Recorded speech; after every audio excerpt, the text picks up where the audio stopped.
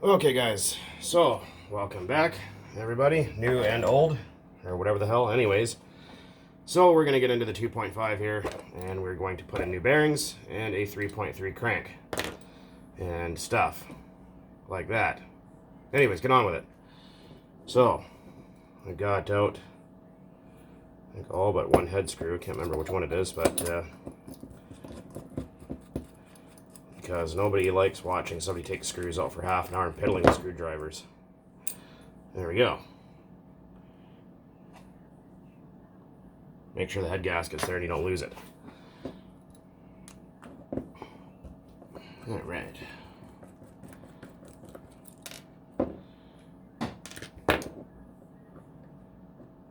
So I did this on purpose just to show you guys, I just got a flashlight here, what happens when you shut off your engine by plugging the exhaust with your finger. See all that liquid in there? All that, see all that corrosion, all that rust on that crankshaft? All that junk? That right there is what happens when you stop off the exhaust to stop the engine from running. It'll push all that fuel into the bottom of the engine, and it will rust your crankshaft like that, nice and brown. Rust up your bearings, and it's just, iron oxide is a very nice abrasive. So that will not contribute to your engine running for very loud. Well, look at the rust on there, for crying out loud. We got a little wire brush somewhere. I don't know exactly where I put it, but it's not far away. So that's why you don't stop your engine unless it's an emergency by plugging the exhaust. Zip ties. I should have left the flywheel on for this. Let's see, you might get lucky here, it might not. Yeah, nope. Alright, well, I'm going to grab some propane, and we're going to grab some oven mitts so we don't burn the fark out of ourselves. Ah.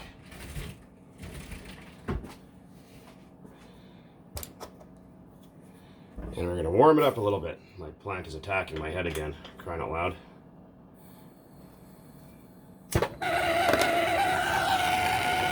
You can't do that. Well, guess what I'm doing?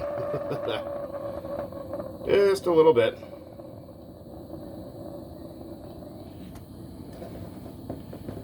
Well, can't you use a heat gun? Well, sure you can. I just don't have one, nor do I feel like waiting that long.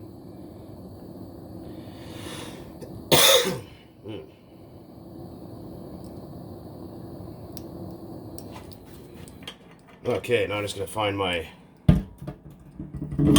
Oh, Jesus Christ, that could have been bad. Chopstick. Ah. Turn the crank a little bit. Nope, it's stuck in there. Alright, I will be back momentarily.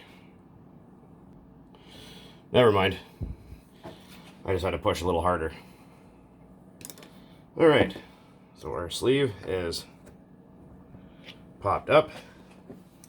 Just going to give that just a little bit of a pry up there and grab our other mitt. Oh, let's grab a towel. Just be careful, don't really go prying on stuff like I do like that. It's not really a good idea.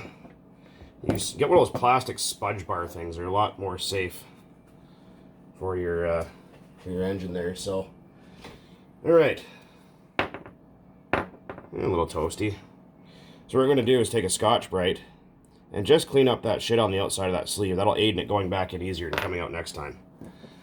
And wherever I put my pliers, I know everything's such a freaking mess here. Typical once you don't work on stuff for a while and all the shit builds up, and next thing you know, you got a freaking yard sale on your hands.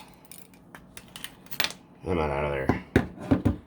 And the crank removed. Simple, but efficient. Okay. Let's have a look at this piston for a minute here. That's hot. This indeed is an old rod piston, or old rod engine. You see how the groove doesn't go all the way to the top in the center, and that one does? Yeah, old rod. So we're going to try the fitment on the crank. Oh yeah, it's good to go. There's no No slop at all. Absolutely perfect. So what we're doing is we're just holding the crank really stiff and moving the connecting rod up and down. And there's nothing there. So that's excellent. That's wonderful. Right. We're going to need to propane again. Because we are going to replace the bearings, which are, again, I did this for you guys. Burning my fingers for you guys. Rusty from plugging the exhaust to stall the engine. Like I said, only do that if it's an emergency, like you're having a runaway or something. Because you don't want to do that too much.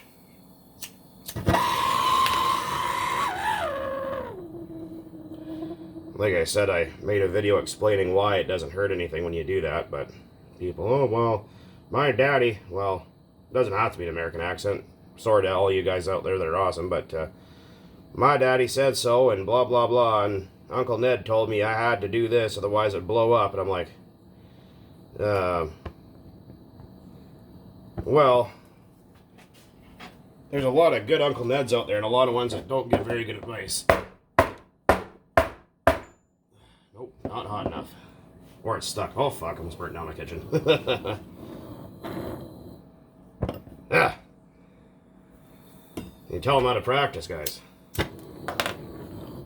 There we go. I was going to take the motor mount off, but I just didn't feel like it, so we're just working around that.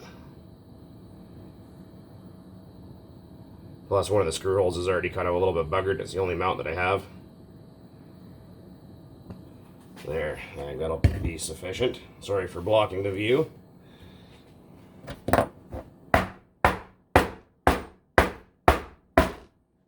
Holy shit. What the fuck over? Well, this guy's gonna need some more heat, it looks like.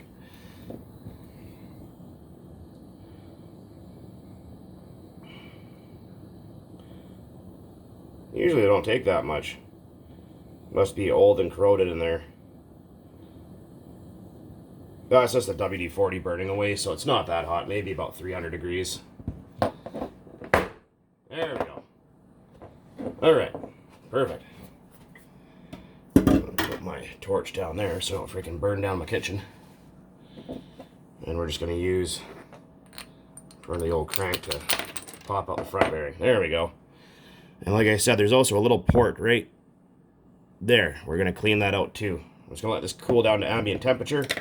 A lot of people said, well, what about just running it under cold water? Well, sure, you could do that, but you could warp things because aluminum going from hot to cold really quick. You don't really want to do that. So we're just going to let it cool down, take a break. I'll be right back. Okay, so we're still letting things cool off here. But this is what I was talking about. So take yourself... burned myself again. I burned the hell out of myself cooking dinner the other night, too. Anyways, so... take that pin and stick it through that little port right there, see? Make sure that's clear. Just finger bang it a little bit, right? Lick it before you stick it, obviously. And make sure that's clear because you want it to be clear. It has to be. If it's plugged up with shit, you have issues. So what we're going to do, and you guys have seen how I clean up engines before, we're just going to take a little bit of cleaner and we are going to clean up the inside of this block here. Clean up that sleeve, because why the hell would you put fresh engine parts in a dirty engine block? Doesn't make much sense, does it? Oh, there's no ring missing down there. I didn't even notice that.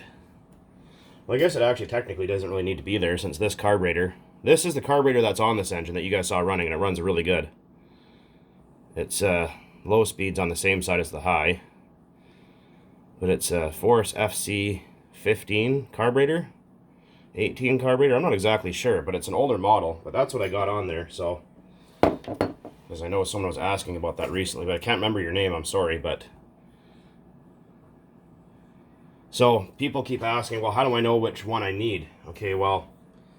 Shit strips here. Hold on. I gotta freaking... There's airplane motors absolutely everywhere in here. This is ridiculous. I don't even have a damn airplane anymore. Let's see if... I don't think my calipers have batteries in them, but I'll just... For an example, to show you guys how to do it. So get yourself one of these, and then measure right here, and it should be, what's that say there? Oops, shit. Yeah, because the batteries are dead in this thing, I think. But if you guys look really close, you guys can read that. What is that, 14 millimeter it looks like? 15, 14, something like that. So that's how you guys measure to know what size to fit into the Traxxas engines. In case you didn't know that, now you do. So I had someone else asking me, but like I said, I don't remember what your name or channel was, so my apologies. But anyways, we're going to let this cool off, and we're going to get back to it here shortly. Alright guys, so I just finished cleaning up the inside of the block. Much better. Did the trick with a bamboo skewer to get all the junk out of there. Go back and watch my cleanup video on how to do that. So I'm just going to let that dry up. I'm going to clean up that sleeve and clean up that starter shaft, and we will get right back to the show here shortly. So this is what we're going to use to clean up the sleeve. It's just a little bit of 00 steel wool. That's all I use, a little bit of soap. And that'll clean that sleeve up like brand new. Because like I said, you don't want all that shit on there. You don't need to polish the sleeve. It doesn't provide any performance upgrade or anything or benefits. But it'll just make it fit back in the block a little bit better for next time. Alright, so we're all cleaned up. Like I said, just a little bit of brass or iron wool works really good for that. That is now scrap. We're going to take our new crank, and we're just going to, even if you have a brand new crank, clean the inside of it. A little bit of carb cleaner or something on there. I don't have any, so we're just going to use a little shot of penetrating fluid there. We're just going to spin that to make sure there's no shit in there, because the inside of the crank is like a centrifuge on these engines. It spins so bloody fast, if there's any dirt, it'll stick it to the inside of the crank. So you want to get in there, finger bang the hell out of it, get all the crap out of it, off of it, make sure it's nice and clean, free of dirt. Very important, because if you have dirt all over your crank, well, that's just, you have a dirty crank, and that's just not good. You know, I mean, like I said, why would you put a fresh engine together with dirty parts? It doesn't make any freaking sense whatsoever. But yet again, most things in this world don't make sense anymore, so why the hell bother with that, right? Alright. So next, time for bearings. We are going to put this crank in the freezer. And the reason for that, and I think I've explained this before, but if someone's new to watching, holy shitballs, what the hell they used to put this shit together? Need a knife. Need an adult. There you go. When you put your bearings on your crank first is what you want to do. And then you want to stick, get the fuck out of there. Come on! There we go. In the freezer for the crankshaft to physically freeze to get smaller. Because these are an interference fit. About to have a fit to open that friggin' bearing, I'll tell you that much. So, okay, what we're going to do here is the rear bearing. We remove the seals from the back bearing, both of them. The front already has one removed. This bearing is a steel cage bearing. It does not matter the orientation of which it goes. So, take a little motor oil. And it's just, I think it's just 530 synthetic or something that's in there. 520 maybe, I can't remember. Whatever I had laying around. I'm going to fit our crank bearing onto the crank. That is a real NTN made in Japan. And we're going to take our front bearing. We're going to stick it on the wrong way. That seal, oh wait, hold on a minute here. Yeah, we're totally fucking up here big time. So we're going to take that, and then when our crank is frozen, or when this is hot, we're going to stick this together, and that'll put the inside of the bearing to the inside of the block, and then you pull that out, and then you pull the crank through. So we're going to go and freeze that for about 20 minutes. Be right back. Okay, so we removed our old plug, which is an old McCoy plug. It still works, but it's starting to get to the point where it's not running too good anymore and not wanting to hold an idle as good as it used to. So, in its place, we're going to put an OS LC3 plug, which is the best plug for Traxxas engines of all shapes and sizes. Obviously, make sure you know what plug to put in your engine, because there is short and long reach plugs. I made a video explaining that before. Because You don't want to put the wrong stuff in there. People argue, oh, you won't ever see any difference. Oh, yeah, you will. If you know how to tune properly and you understand what you're listening and feeling for, yes, you will notice a difference. I lost my glow plug tool, so I'm just using a little 8mm socket dealie here to get that guy in there.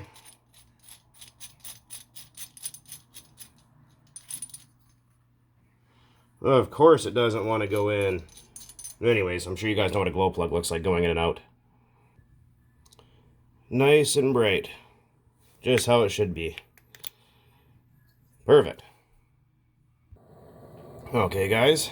So, our engine block is now dry. I heat dried it, so I just warmed it up just for all the water to bubble out of all the holes here. So we're just going to take ourselves a little of our oil, put a little bit down inside that main galley, a little through the front, just a little bit. You don't need to soak it in there, but you know, it's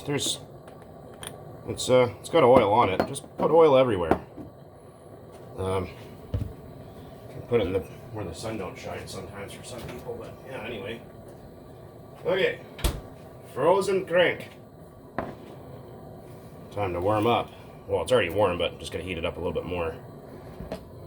Turn our fire down there and that block nice and toasty.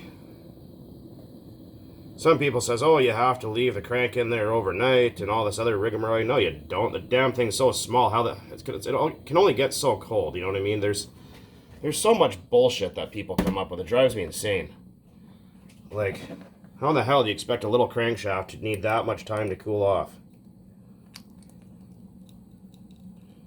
Nope, not hot enough. See that? It tried to stick the front bearing. Just gonna warm it up a little bit more. That smoke's just from the oil, so not a big deal. Oops. Ah, fuck. Got it stuck in there. There we go. Front bearing in. And stick the crank through without burning the shit out of myself again. Which I keep seeming to do on camera for you guys. Fuck. This just goes to show how out of practice I am for all this kind of stuff. Oh, there you go. Front bearing back in. Keep sticking to the crank. It's so new and all the machining marks are fresh. Alright, hold on. Okay, bearings are in.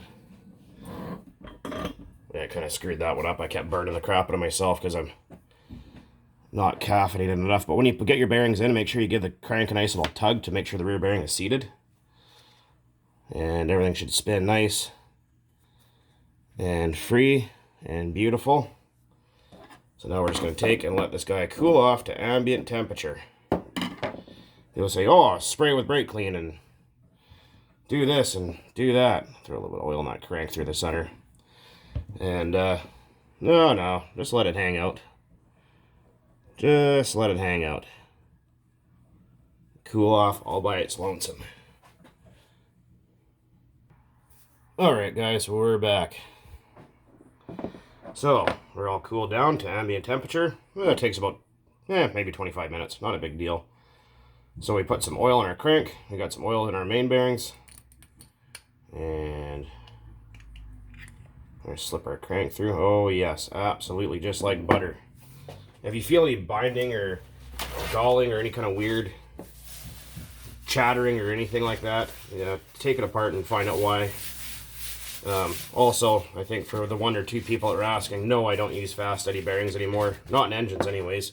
Wheel bearings, yeah, that's okay. Engine bearings, abso-friggin-lutely not. Because I have had them come apart. And I don't want bearings coming apart in my engines because that is annoying. Just grabbing some photos here of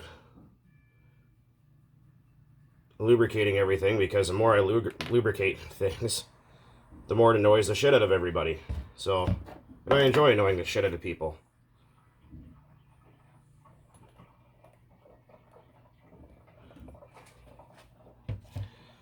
That's not me taking a leak, that's just my upstairs neighbors using their sink. Okay, so the cutout side of the piston right here faces towards the carburetor side, the front. Just going to use my long pliers and to pick up the rod and drop that on top of our new crank. Pick it up by the sides. Alright, everything moves nice and free. Why do you put oil on the outside of the sleeve, people keep asking? Well, a little bit of that just aids in everything going together nice and easy. And you want to line up your pin there, which I just totally didn't. So I'm just going to take my chopstick and just push the sleeve back up and then realign. Because, for fuck's sakes, there we go. There, all done. For fuck's sakes, get out of here. Jesus Christ. People keep leaving shit everywhere in my house and I keep tripping on it. Oh, always in the middle of filming.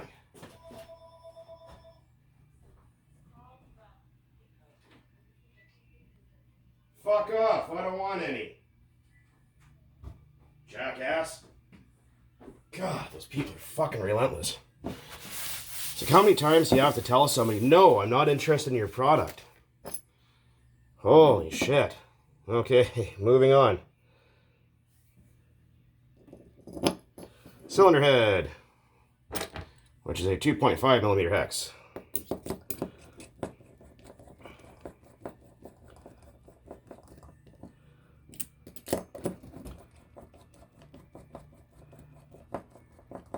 Yeah, it drives me nuts, man. Those freaking people, they call and call and call and it's like, God, go away. It's like if I wanted to buy your garbage, I'd have bought it by now. Are you interested? No, I am not interested. The one dude called me and I said, you're interrupting me during hot sex. And the guy was like super embarrassed and hung up. It's like, go deep throat a cactus. Like, seriously, fuck. Drives me insane.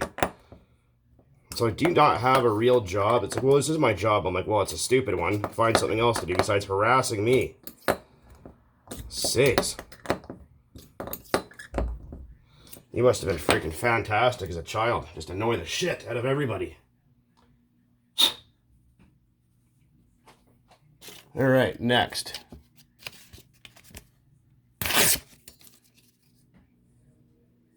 The hell is that? Anyways, it's going to take our starter shaft. Just deglaze that a little bit. Not much, just a little bit to break that shiny on there, just so our one-way bearing grabs better later on. That's it. Wipe it clean.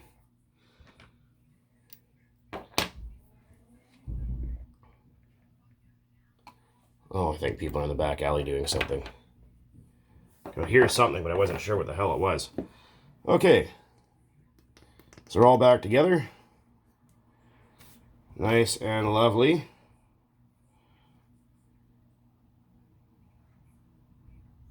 Yeah, maybe some kind of blithering idiot or something. I have no idea. And there's 4 little screws. Again, 2.5 millimeter hex. I'm not going to video putting this back on the T-Max. I'm sure you guys know how to put an engine in a truck by now if you're watching this channel. Or in general. It's pretty straightforward. You can't really... Well, I shouldn't say you can't fuck up, because you definitely can. But, didn't get my starter pin lined up, so when I went to turn it over, it bound up a little bit on me. Always check things as you go. And don't go gooping the shit out of your engine with silicone. It does not help anything. There's O-rings there for a reason. Nope, it's still binding up. There's something wrong here. What happened? Let's find this out together. Why? Why is it binding up like that? It shouldn't be.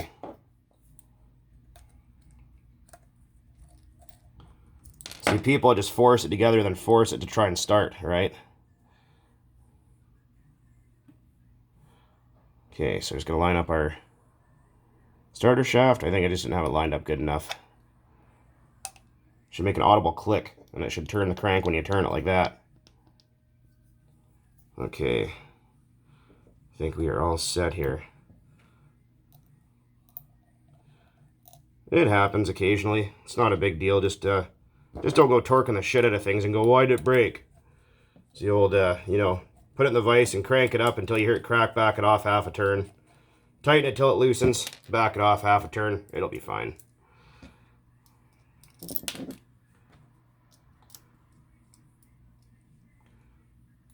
think we got her licked now. If my fucking screwdriver would work, it'd be doing perfect.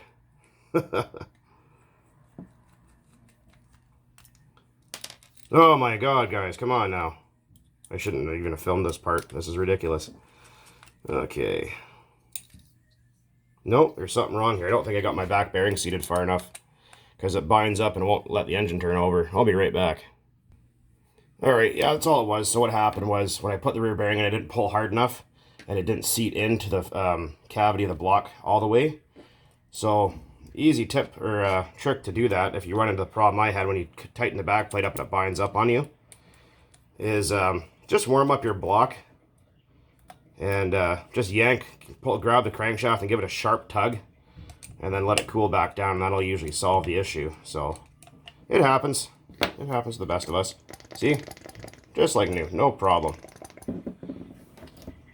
Now I'm going to put my carburetor on, make sure I put it on the right direction here, because the engine faces that way. So we got to put it on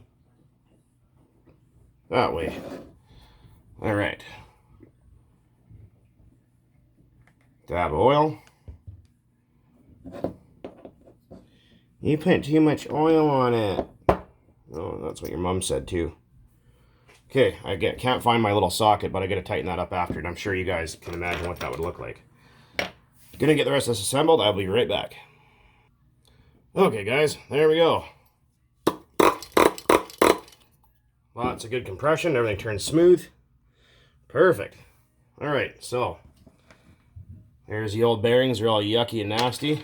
Those are just going to get used as slingshot ammunition. There's our yucky old crank. Like I said, guys, don't shut it off by stalling the engine by plugging the exhaust unless it's an emergency. Otherwise, you wind up with rusty engine parts. Run it until it stops. You know, run it out of fuel until it won't start. You know, keep trying to start it until there's nothing, and then you're fine. You can use after an oil if you feel like it. It'll just make it harder to start if you use too much. Anyways, guys, hopefully that was exciting or interesting or whatever, and there will be run videos of this with a 3.3 crank in it, and you guys will see that at a later date. Oh, yeah. Boink. There we go. Anyways, guys, as always, thanks for watching. And keep on burning nitro out there. I'm going to go crack myself a beer. Later.